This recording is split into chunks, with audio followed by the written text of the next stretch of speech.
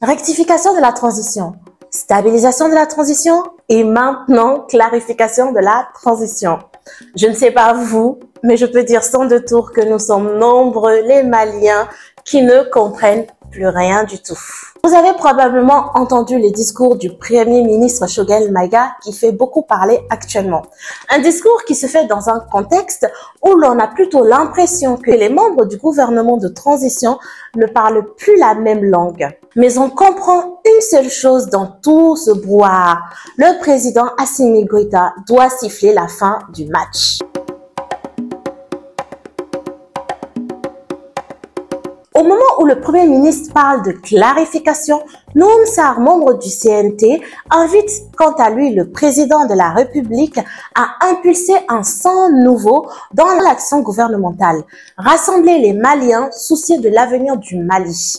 Avant lui, c'était Amadou Albert Maïga, un autre membre du CNT, qui dénonçait les failles de la transition sur le radio de la place, largement d'ailleurs partagé dans les groupes WhatsApp. On ne va pas se mentir, ces deux représentants de l'État n'ont fait que dire la vérité sur les nombreux problèmes que nous traversons actuellement et qui nous essoufflent.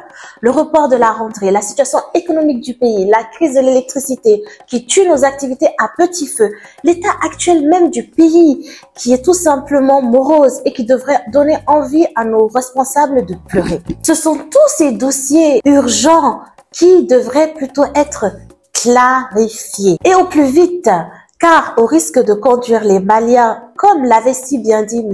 Amadou Albert Maïga, seulement qu'il y a un peuple qui est derrière, qui soutient et qui aime la transition jusqu'à présent. Mais le jour où ce peuple va se désintéresser de tout ça, ça deviendra un problème et pour vous, et pour nous, et pour le pays. Très bien. Mais alors que l'on espère que le Premier ministre nous parle de sujets qui touchent notre quotidien, on a eu droit à l'annonce d'une autre étape que la transition aurait franchie.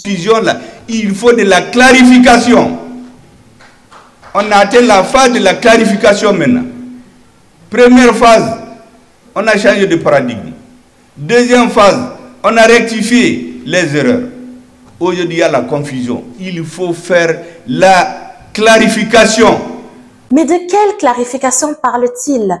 En fait, ce que l'on comprend est que la clarification dont notre Premier ministre parle manque de clarification. Pour certains, le Premier ministre n'assume tout simplement pas l'échec sur la gestion des dossiers brûlants du pays.